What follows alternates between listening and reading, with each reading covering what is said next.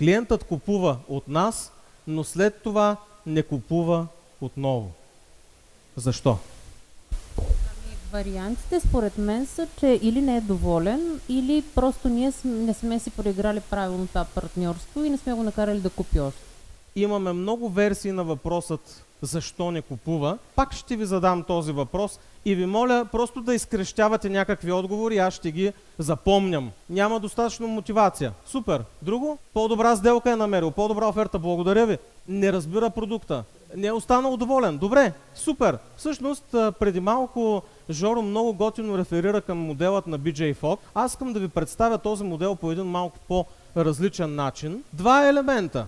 Мотивация и възможности. Елементите, при които ние търсим отговори на въпроса защо.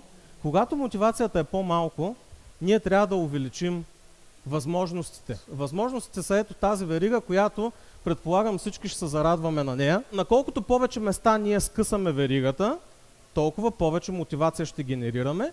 Това е иконката на мобилното приложение Дари кръв. Не знам колко от вас са го изтеглили това мобилно приложение. Това е много важно. Касае човешки животи, вие знаете. Не като да няма кампании. Даже имаше една страхотна кампания по националната телевизия на 14 июни, мисля, че беше денят на кръводаряването. Световния ден на кръводаряването. Хората показаха една дама, майка, чието дете има нужда от постоянно кръводаряване. И тя обясни всичките проблеми, как не можеш да вземеш кръв от една точка в България и да я занесеш на друга, защото няма с какво. Има хеликоптерна площадка, ама няма хеликоптер. После в един голям регионален град май има само едно място, където можеш да кръводариш. И то работи до 4, примерно, или нещо такова. В смисъл, един куп проблеми, свързани с възможностите.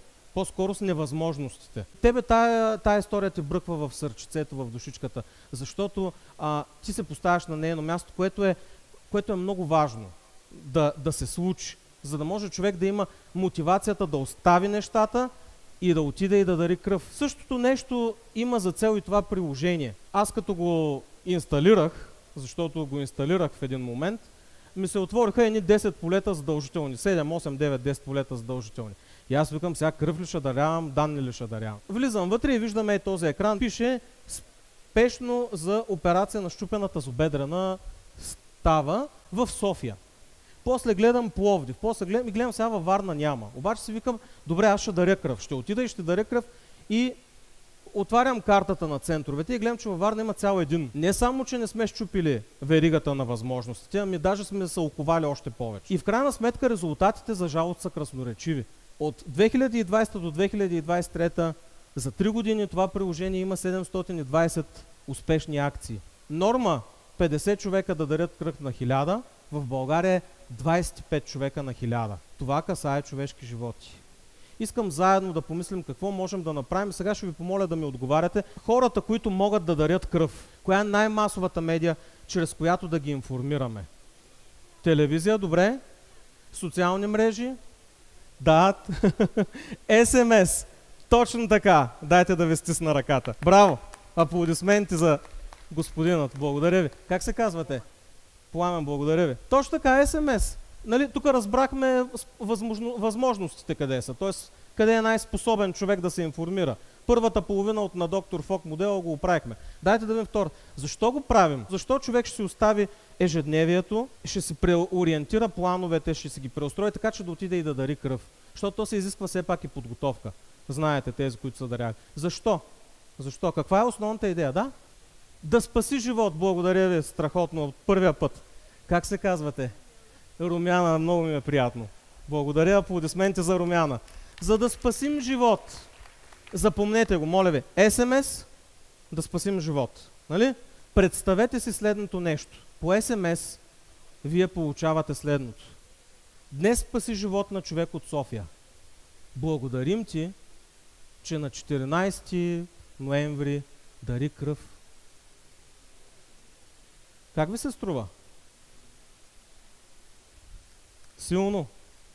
В Omnichannel не правим кампании, защото кампаниите не създават поведенчески цикли в начина, по който клиента се движи по своите пътеки, филтрирайки едно или друго решение, което има в своя живот.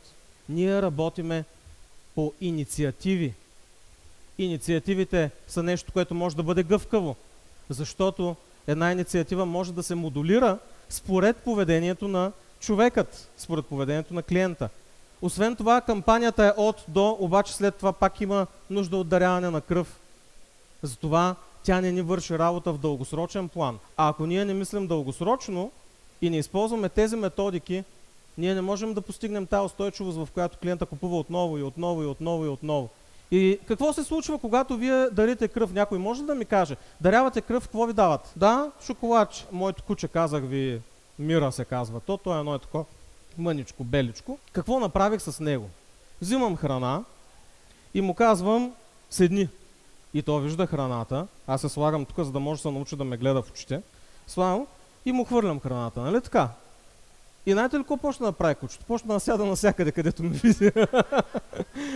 И аз казах, Боже, ние правим същите неща в, примерно, социалните мрежи.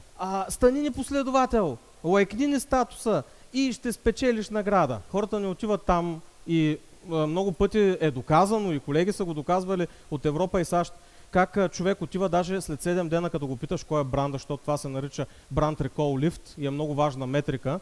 След 7 дни изобщо не знае кой е бранда, защото той не влиза за да ви помни бранда, за да ви знае продукта или за да ви разбере. Той влиза да вземе наградата. И ако трябваше седни тука и тука и тука, както моето кученце, за да го направи това нещо. И сега аз до момента какво съм направил с моето куче? Научил съм го не да ходи при мен, ами да ходи при всеки, който му дава храна. Това е проблем, защото при хората, за разлика от кученцата, ти можеш да направиш доста повече. Ти можеш да не работиш върху неговото минало поведение, а да работиш върху неговото бъдещо поведение. И това е другата основна концепция при Omnichannel маркетинга. Ние заменяме наградките с обратна връзка, която е двупосочна. Много брандове се страхуват. Обаче нещото, заради което го правиме, че ние искаме да работим за неговото бъдещо поведение, а не за неговото минало. Това е основната концепция на Omnichannel маркетинга и аз много ви благодаря за това, че бяхте с мен.